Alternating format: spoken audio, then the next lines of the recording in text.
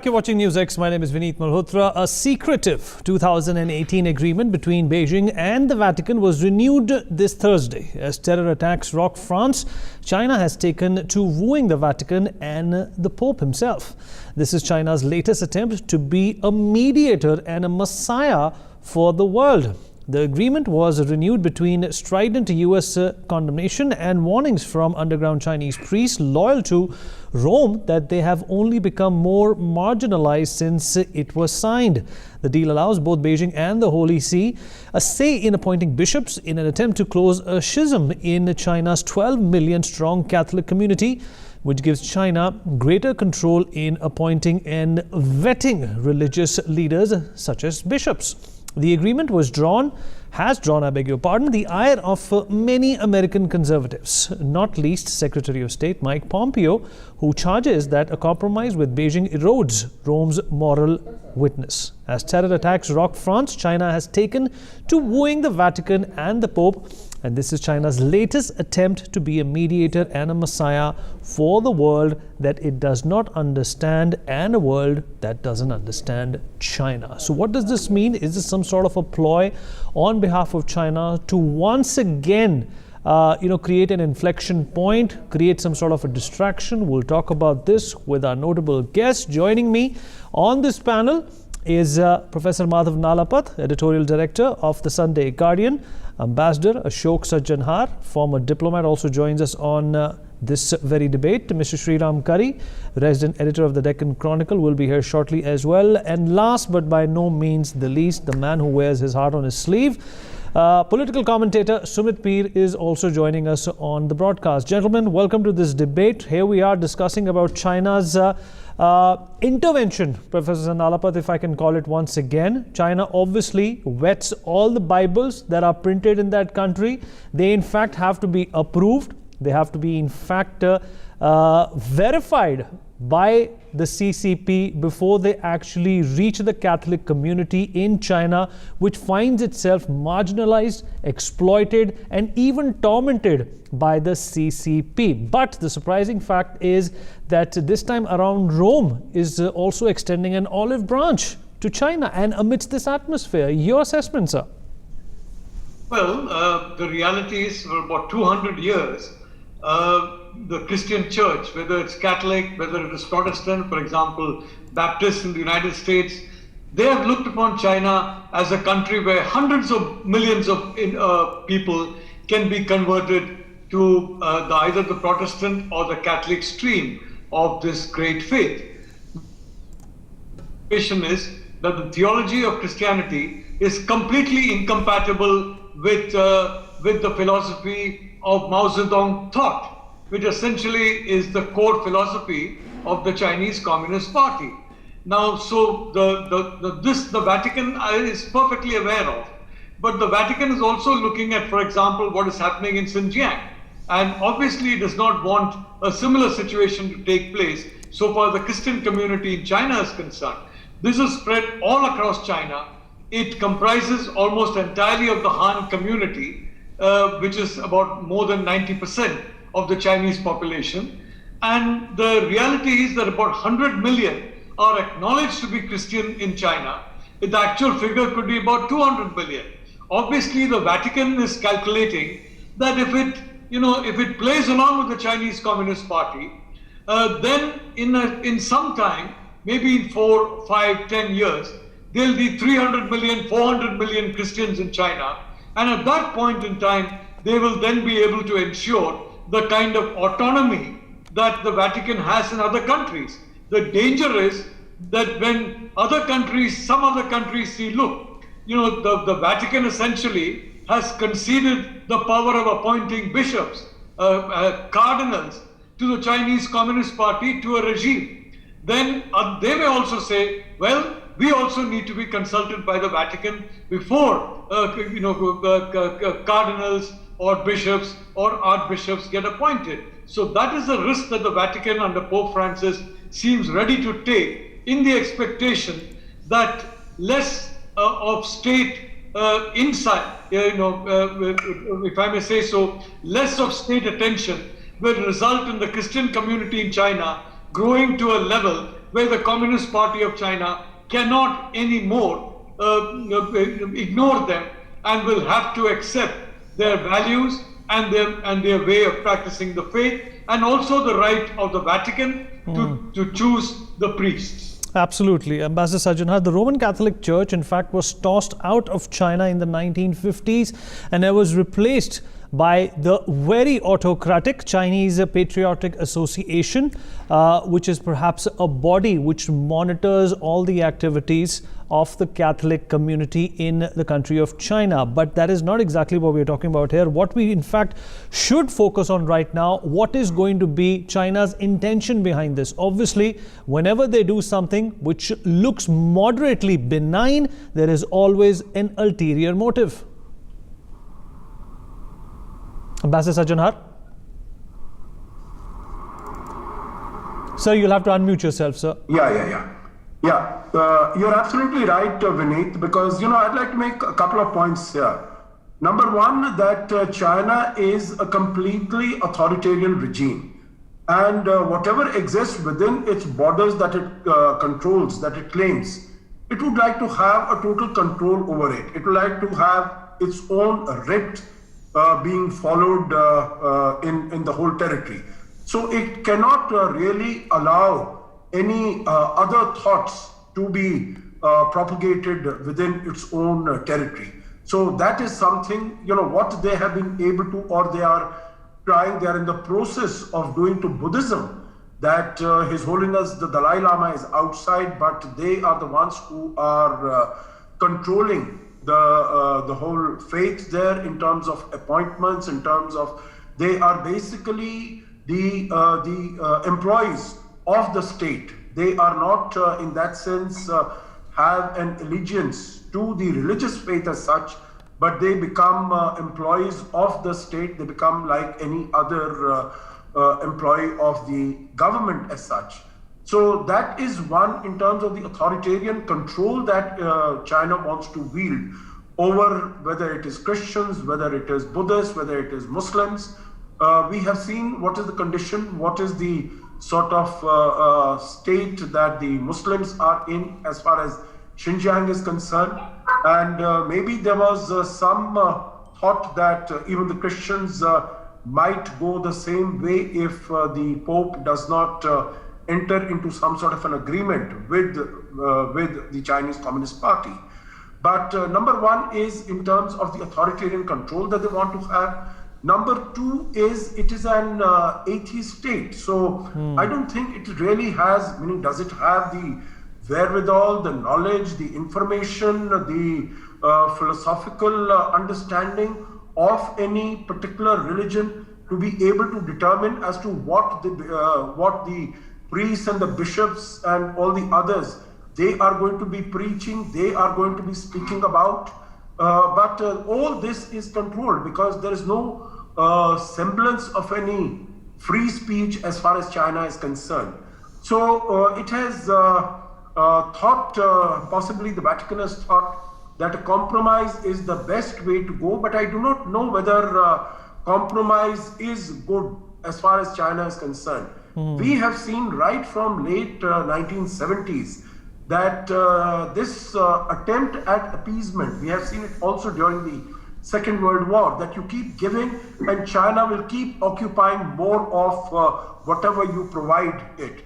And any hopes that you might have that China would be able to see reason or China would become more accommodating, I think those sentiments, those assessments are completely off the mark. It is pure, simple appeasement. It is kowtowing to China, which I don't think is good, because as it is, not only in the religious field, but in the secular field also, China is trying to dominate the whole world. We have seen what is happening in every other sphere, whether it is political, academic, economic, you name it, even as far as culture is concerned.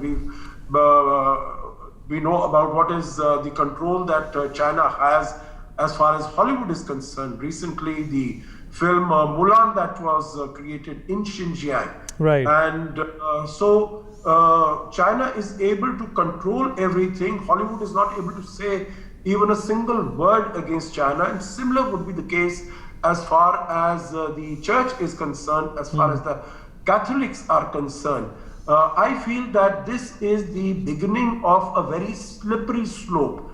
And the world, particularly as far as religious institutions, respected, well-established religious institutions like the Christianity are concerned, I think it is incumbent upon them that they stand firm rather than get cowed down by the arm twisting and by the muscle flexing of China.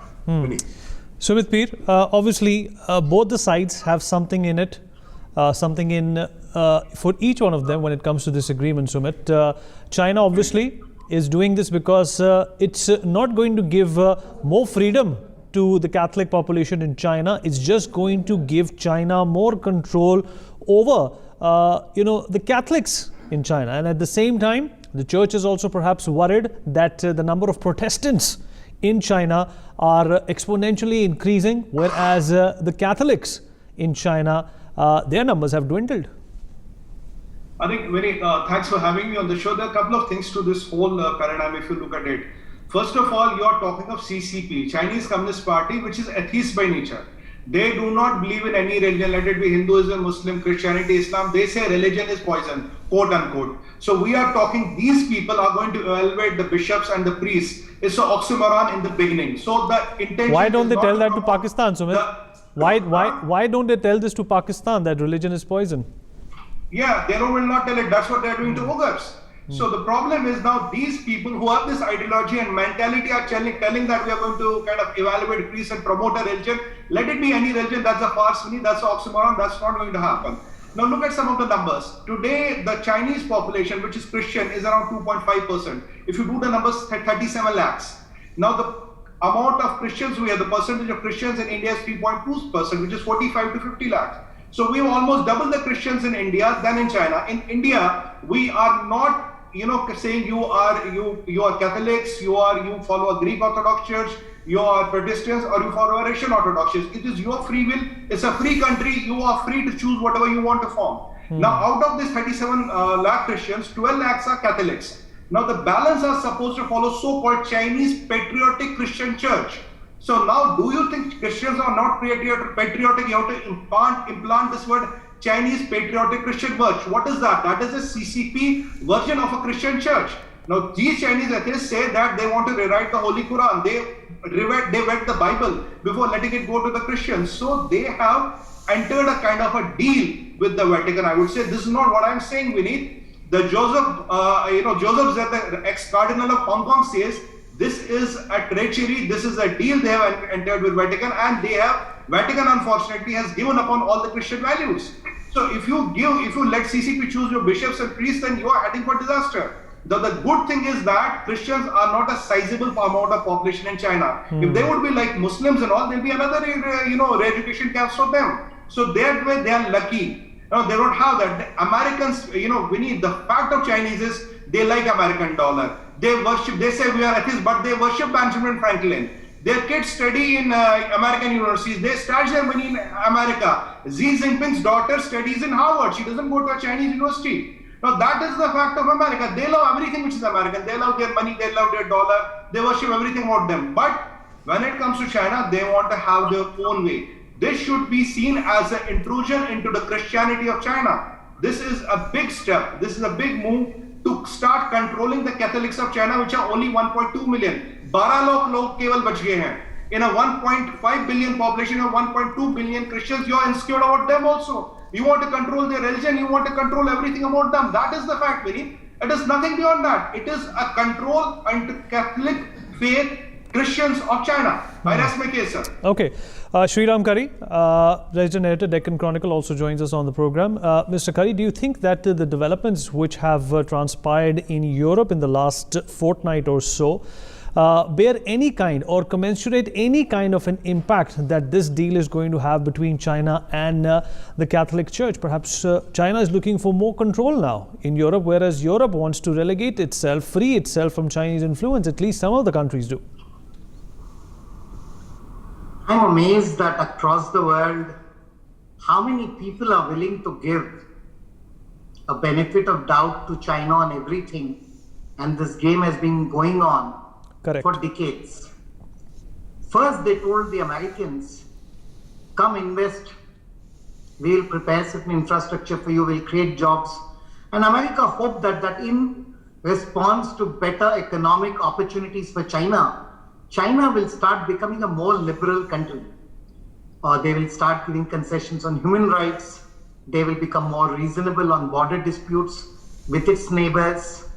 Yes, there was a tactical desire to prop China against Russia at the middle of the Cold War. But that aside, there has been a belief in the civilized world, in the democratic world, in America, in Europe, that if you are nice to China, it will give you something back in return. This is typically the hostage negotiation ploy. You know, somebody owes you a hostage, you try and do good, and in return, the person who's taken the situation hostage concedes. China is a non-conceder. China has an ability to constantly demand, take, without willing to give you anything. The moment you ask anything, they will hit back at you, portraying you as unfair, unreasonable, to a point where you become guilty.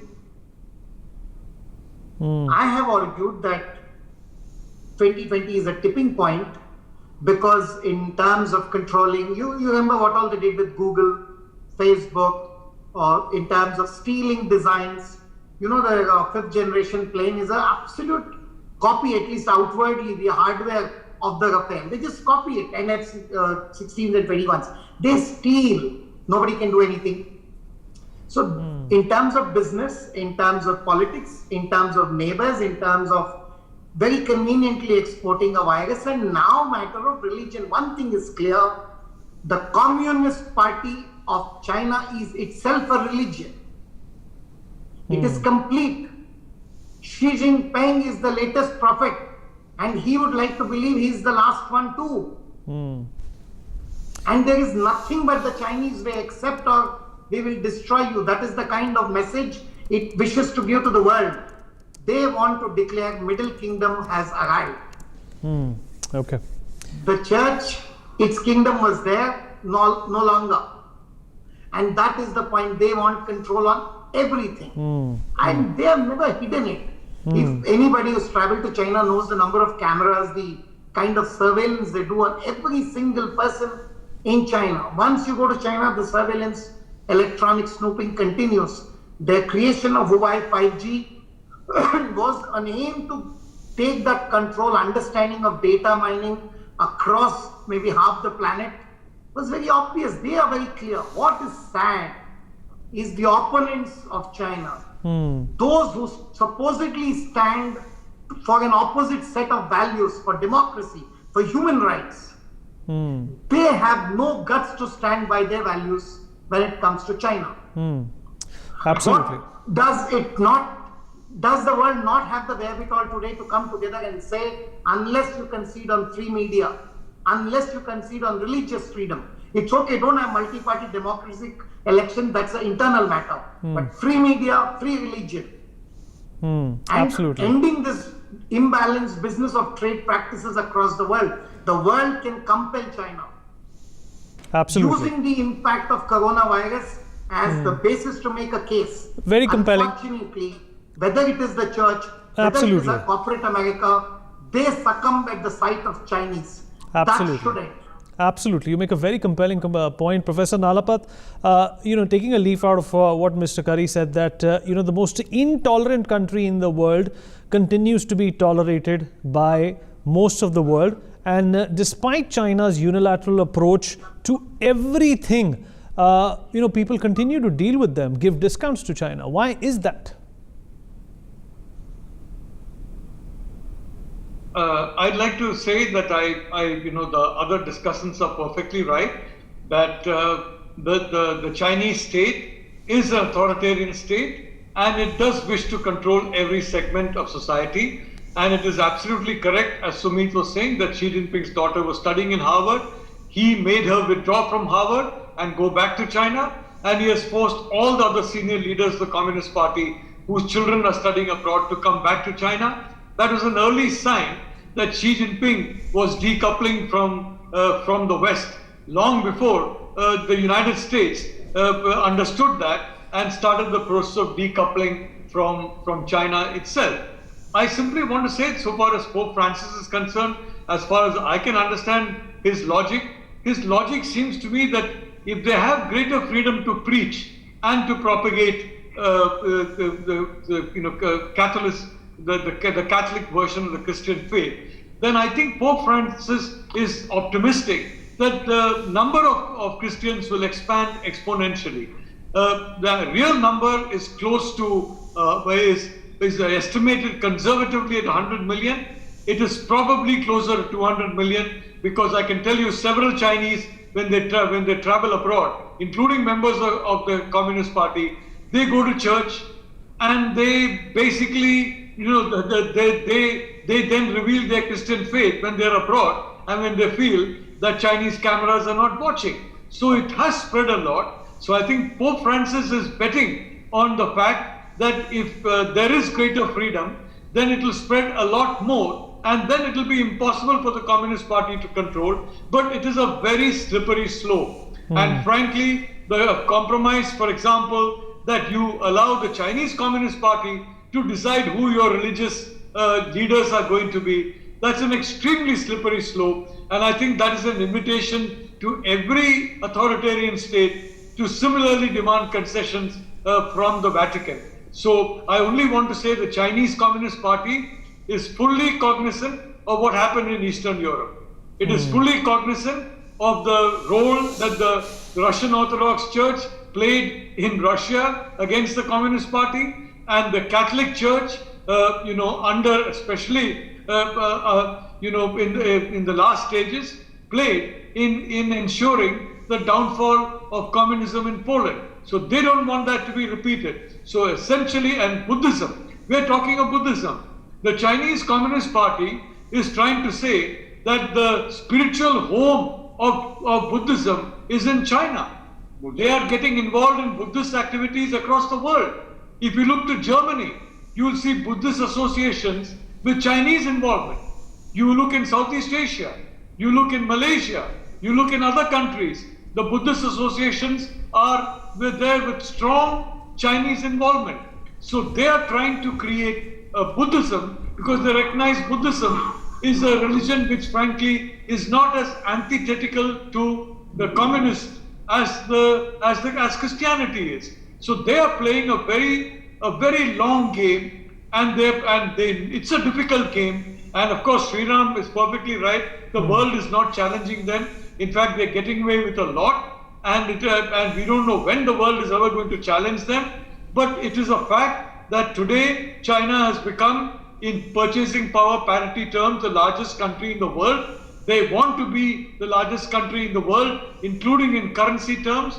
And they're under Xi Jinping, they're determined to do that. And for that, they demand complete control. So I'd like to end by saying, I understand the logic of Pope Francis, but I also think it's a very dangerous game that's being played, and it has been played in the Vatican in the past. For example, in Germany in the 1930s, and the Vatican didn't do very well during that particular episode.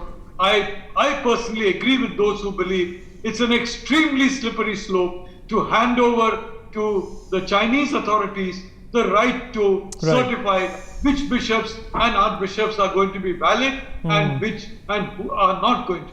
Absolutely. Just a couple of minutes left onto our debate. Concluding points from the remainder of our guests. Ambassador Sajjanhar, coming to you, and then we'll go to Sumit and conclude with Mr. Sriram Kari. It's a slippery slope, but the Vatican City ought to know better than to deal with a country which really doesn't care about any international contract. No, absolutely. I think China is not to be believed what they say, because I think we really need to watch what they are doing, not what they are saying. Because I think they have, in their own covenant, in their own rule book, they have thrown aside all agreements that they might have agreed to. So that they might have come to with other countries. So I think this is going to be no different.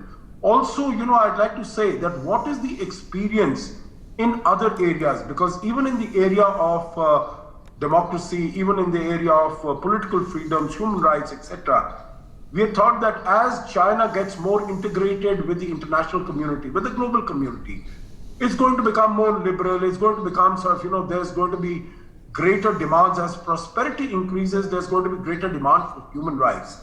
That has not happened. I think people there, the youth there, for all of us who visited that country in the last 4, 5, 6 years, we know that the youth there is much more indoctrinated. They're not asking for more human rights, not at all. I didn't find anyone sort of, they are extremely happy with what they have, and they're extremely happy to see that their position in the world is getting better and improving. So I think people who think that they can come to an agreement and that they will be able to sort of, trick the Chinese Communist Party into going on a path in which they have not anticipated, I think they are making a very huge mistake. I think it was mentioned that you do the same thing and you expect different results, then you're definitely not the wisest of people. I don't want to use what you are. Okay. But you are definitely not the wisest of persons. Okay. And I think this is the road on which the Vatican has embarked itself. And I don't think it is going to yield very happy or positive results. All right, just a minute left. 30 seconds for Sumit and 30 seconds for Mr. Curry, and then we wrap up. Sumit? I think, Vineet, it is very clear that Chinese Communist Party is now bothered about 1.2 million Christians. 12 lakh लोगों से भी उनको अब डर लगता है. That is a fact of life. They are trying to control their life. They are trying to control their business. As far as the Pope is concerned, Pope has no option. It's between the pan and the fire. If you don't act, how do you know the Chinese are not going to come up with a different flavor of our education camp? And I don't know, why the world is not speaking. Christianity is the biggest practiced religion on planet Earth. And this, are you waiting for education camps to come up? Are you waiting for them to do what they did to Uyghurs? Or you will just keep to be, have this ostrich-like attitude, try to be politically correct and try to blame all the, blame on Pope. Pope did what he had to do, but where are the world leaders? Where are the big Christian countries? There's so many of them. How can you let CCP rule the life of Catholics or the Christians in China? I don't know how many are, but as I know, the official number is only 2.5% of the population we need, which is 37 million. That's the official number. But I know how many of them practice Christianity in. All right. So, wrap up quickly. If they do it, there's a problem. Okay. If they have to practice their religion in hiding, there's a problem. All right, Sumit. Thanks for that, Mr. Curry. 30 seconds for you. And that's all we have, sir. We've complete. Yeah. Then we wrap up. It's the greatest irony that the businessman in the world willing to compromise on profit, Democrats willing to compromise on democracy, liberals on liberalism, but the worst autocrats, terrorists, tyrants in the world are sticking to their values today, which is seeking destruction and total control. There must be surely a tipping point to this. Okay. Compromise between food and poison will always lead to the victory of poison. A confrontation between medicine and poison will lead to the victory of medicine. This is the time those who stand for liberal democracy, secularism, human rights across the world, free right to practice religion and free press, must become a little orthodox and stand up with pride for what they stand for. Absolutely. Instead of looking at every opportunity to just succumb and compromise. Okay, all right. That's a good analogy. In fact, I'm going to use that to wrap up the show, that a compromise, a mixture between food and poison. The poison will always be victorious. And obviously, no prizes for guessing. By poison, we mean China. For more such videos, subscribe to the NewsX YouTube channel, hit the bell icon.